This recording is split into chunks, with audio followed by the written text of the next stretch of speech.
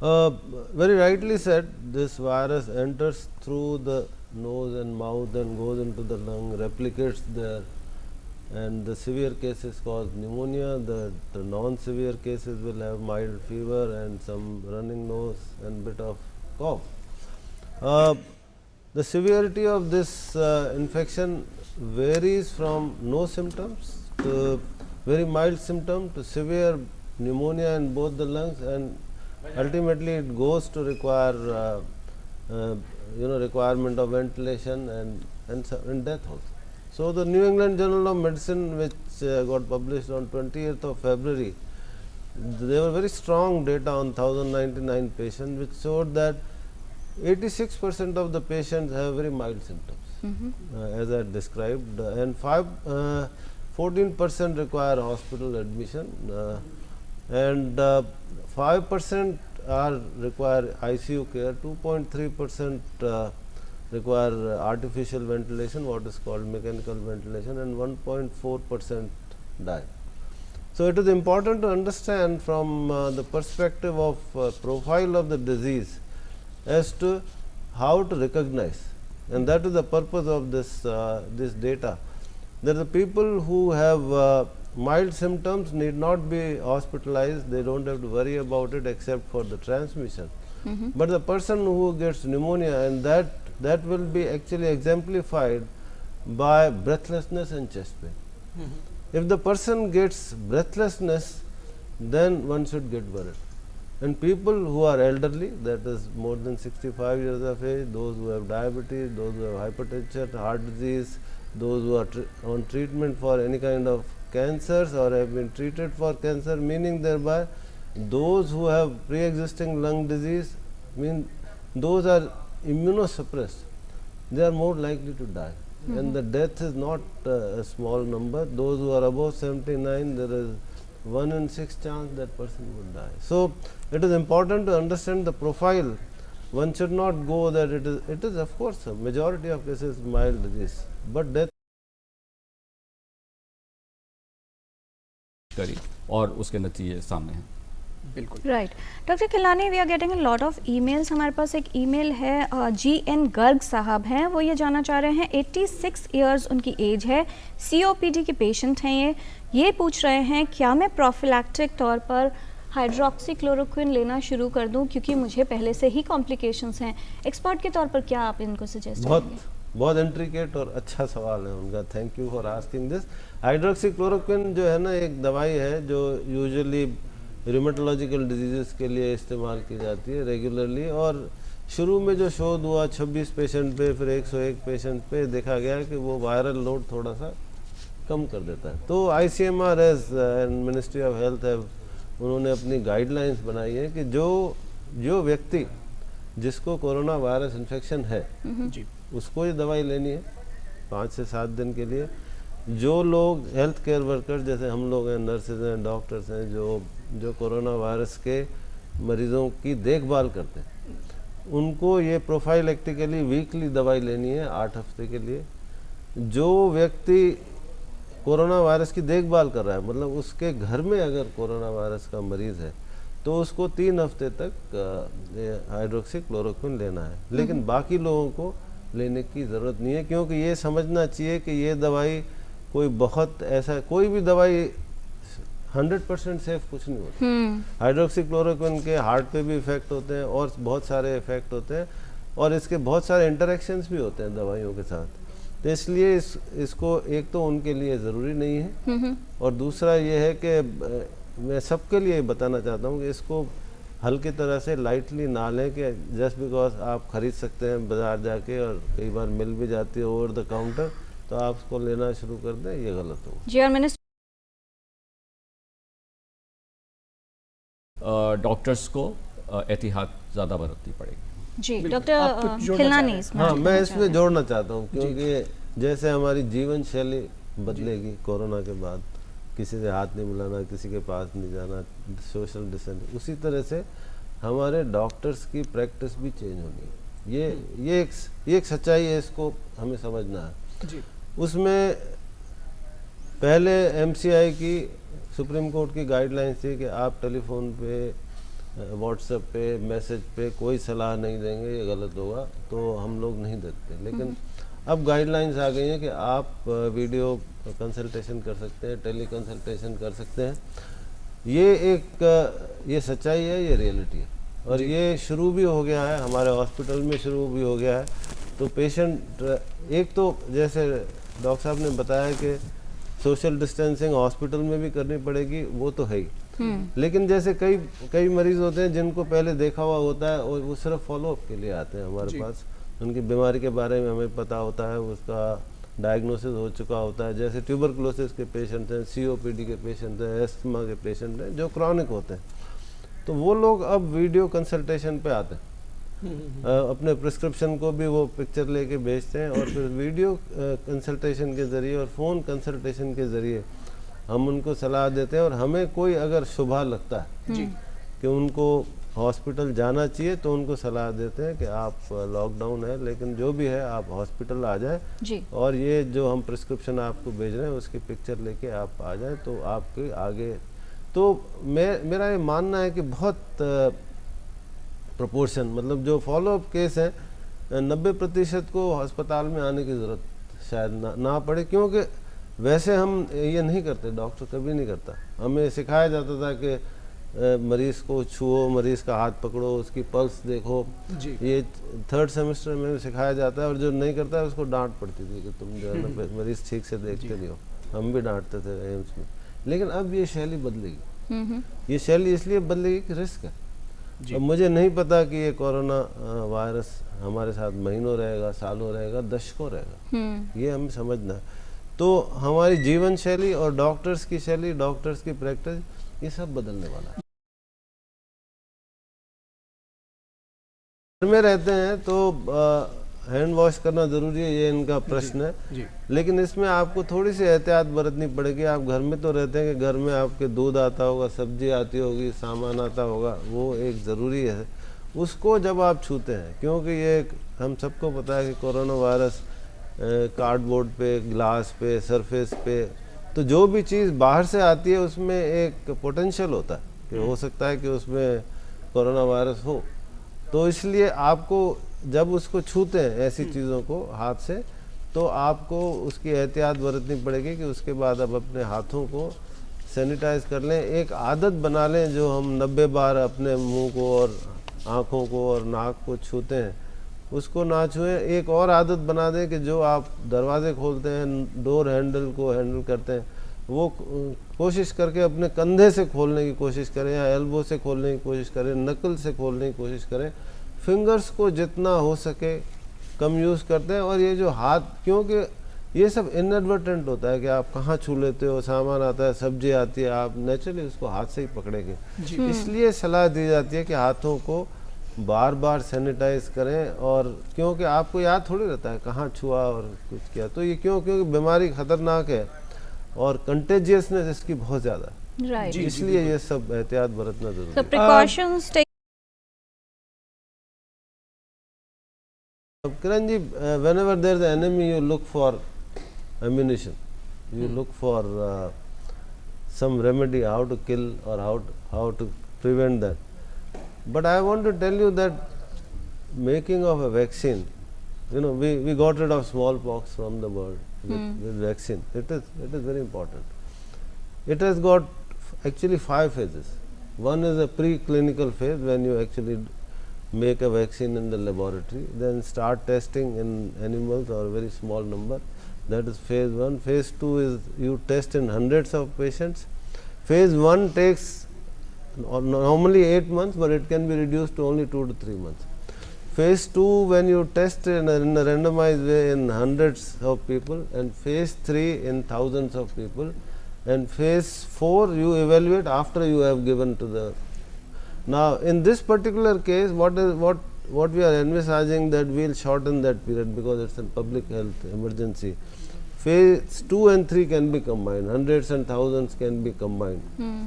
And as for now, there are about 44 candidates of vaccine. Candidates mean the viruses. The virus has to be attenuated and then killed, and then उससे vaccine बनती है. Only 2 trials have started phase 1, only 2.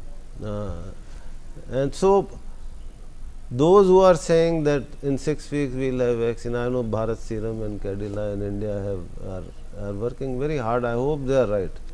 But the principles of vaccination is that whatever you may do, it's not coming in 6 months. The expected is that it is come in 1.5 years.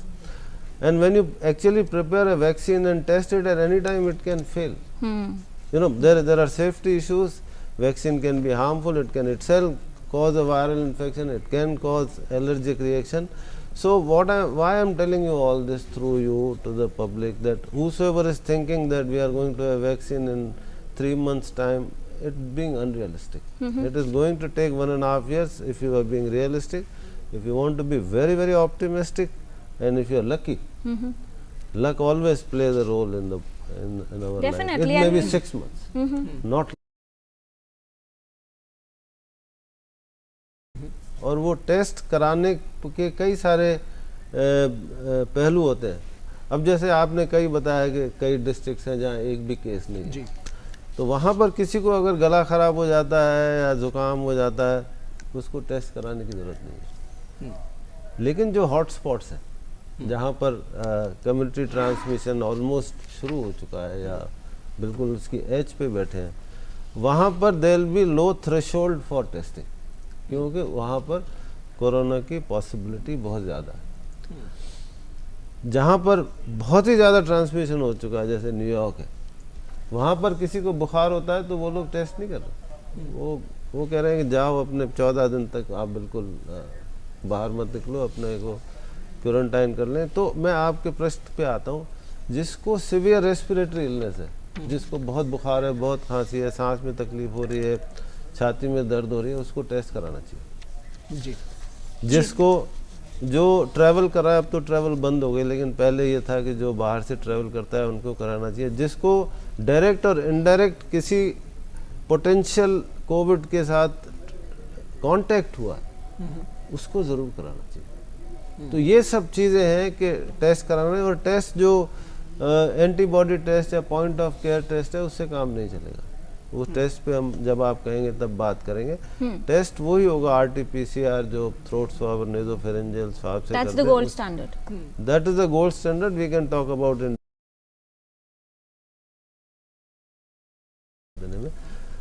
जिसको हम कहते हैं gold standard सोना, वो है RT-PCR, जो कि throat swab से या नेजोफेरेंजियल स्वाब से होता है टेस्ट. ये टेस्ट ये दर्शाता है कि वायरस गले में मौजूद है. अब गले में मौजूद है, इसका मतलब वो फैल भी सकता है. तो 10⁻³ मतलब 1000 कॉपीज़ पर ml अगर होती हैं, तो ये इतना सेंसिटिव टेस्ट है कि इसको डिटेक्ट कर लेता है. और इसलिए इसका सैंपल कलेक्शन की इंट्रिकेसीज होती हैं, और जो सैंपल लेता है उसको भी पूरा प्रोटेक्शन लेना पड़ता है, लेकिन उससे टेस्ट होता है. लेकिन आपने खबर न्यूज़ में पढ़ा होगा कि अमेरिका में 5 मिनट में रिपोर्ट आ जाएगी. पॉइंट ऑफ केयर टेस्ट 5 से 13 मिनट में. रोश कंपनी ने एक टेस्ट लाया. ये टेस्ट RT-PCR नहीं है, ये टेस्ट है एंटीबॉडी टेस्ट. 2 तरह की एंटीबॉडीज होती हैं, IgM और IgG. जैसे आदमी को बुखार होता है, उसके 5 से 7 दिन बाद ये एंटीबॉडीज अपीयर होती हैं. जी. RT-PCR की खासियत ये होती है कि मरीज को बुखार हुआ उससे 2-3 दिन पहले ही वायरस डिटेक्ट कर लेता है. इसका मतलब कि मरीज 2-3 दिन पहले ही कंटेजियस होता है, इसकी इम्पोर्टेंस होती है. लेकिन जो एंटीबॉडी टेस्ट है या सीरोलॉजी टेस्ट है, वो पॉजिटिव ही होता है बुखार शुरू होने के 3-4-5 दिन बाद. जी. तो उसकी जो सेंसिटिविटी होती है, मतलब अगर 100 केस है, सेंसिटिविटी का मतलब होता है अगर 100 केस कोरोना के हैं और उनको 6 दिन हो गए, तो भी वो 60-70% में ही पॉजिटिव आएगा, 30% में नेगेटिव आएगा. लेकिन ये यूजलेस टेस्ट नहीं है. ये यूजलेस इसलिए नहीं है कि हम लोग अब सोच रहे हैं कि कोरोना का इलाज एक तरह से कन्वलेसेंट प्लाज्मा से करेंगे. मतलब जिनके शरीर में जो कोरोना से रिकवर हो चुके हैं, उनके शरीर में एंटीबॉडीज हैं, उन एंटीबॉडीज प्रोटेक्टिव होती हैं, वो लड़ती हैं वायरस से. तो वो उनकी एंटीबॉडीज का प्रयोग करेंगे जो कोरोना के सीरियस मरीज जी, हैं और प्रयोग उनको कैसे किया जाएगा डॉक्टर खिलनानी, इस पर विस्तार से हम बात करेंगे। कॉलर हैं, उससे पहले हाँ, उनका मैं सवाल। तो ये जो टेस्ट है, ये टेस्ट डायग्नोसिस के लिए इतना इम्पोर्टेंट नहीं है। ये इम्पोर्टेंट है जानने के लिए कम्युनिटी में अगर आपने 100 का टेस्ट किया, अगर 50 को पॉजिटिव है, इसका मतलब कि कम्युनिटी में हर्ड इम्यूनिटी हो गई है जी। ये इसकी इम्पोर्टेंस है। जी, ये बिल्कुल अलग वायरस है, उसके लिए हमारे पास अभी कोई वैक्सीनेशन नहीं है। डॉक्टर खिलनानी, बहुत से ऐसे सीओपीडी के पेशेंट्स हैं, एस्थमेटिक्स हैं, जो इनहेलर्स पर भी हैं, स्टेरॉइड्स पर भी हैं और मेडिकेशंस पर हैं। क्या उनको अपनी मेडिकेशंस रोकनी चाहिए, कंटिन्यू करनी चाहिए, क्या करें? हाँ, बहुत किरण जी अच्छा सवाल पूछा आपने। बहुत लोगों को एक धारणा है कि स्टेरॉयड आप गले में डाल रहे हैं तो शायद इम्यूनिटी कम हो जाएगी लंग्स की और थ्रोट की।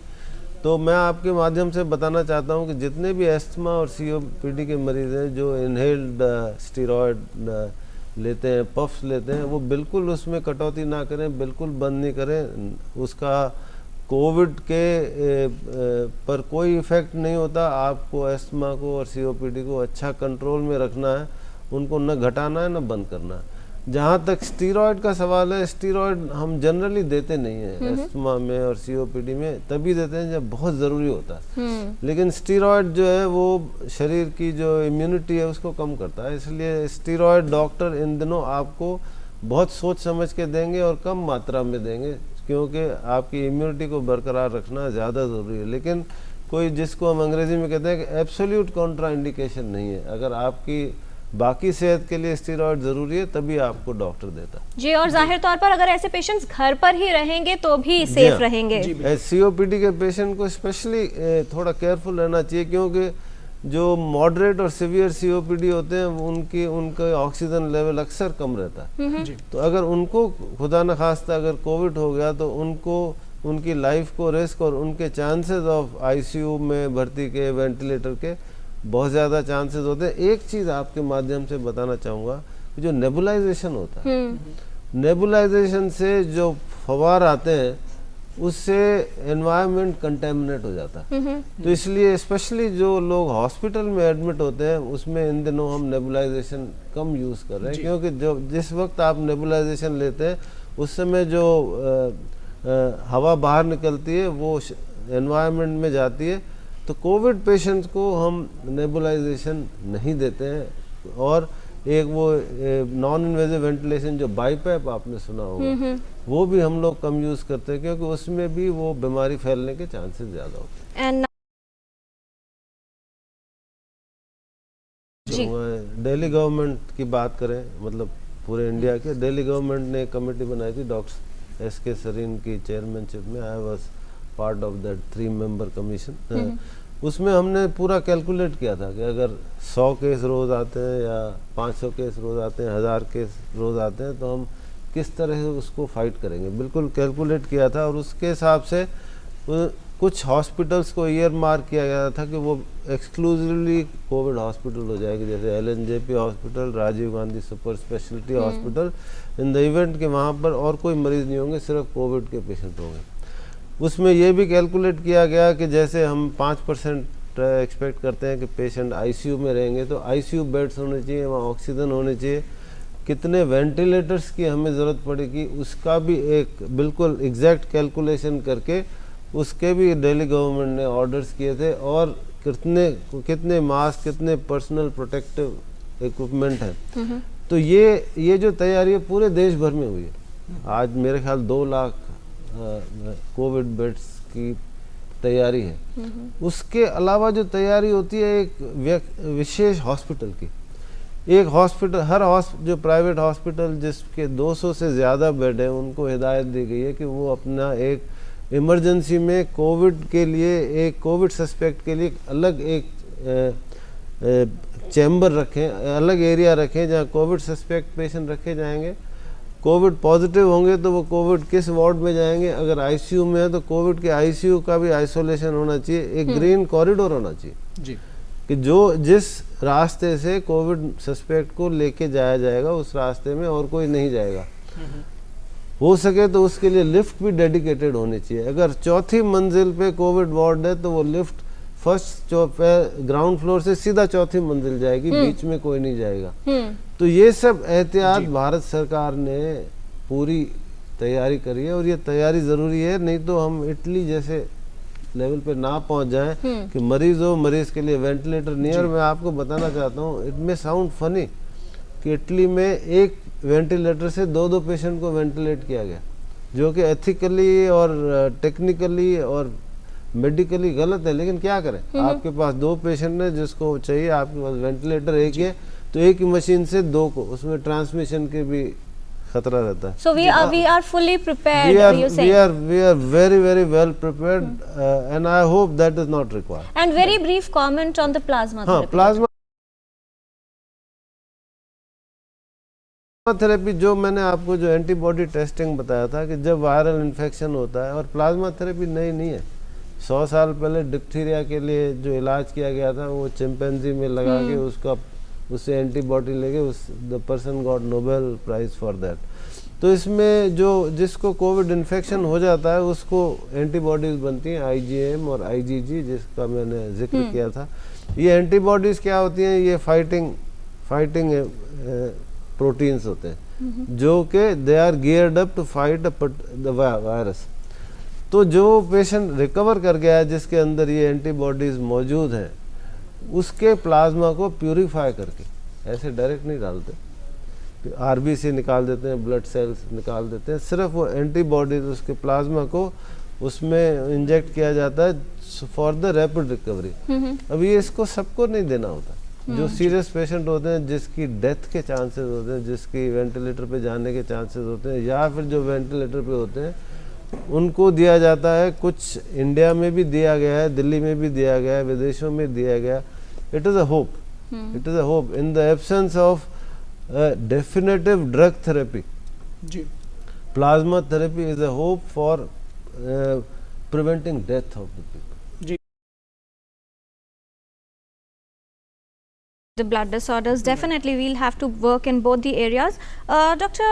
Khilnani, we have received an email from Mr. Hemant. He wants to know, when we talk about the plasma therapy, is the matching of blood group required to put the plasmas on the patients? No.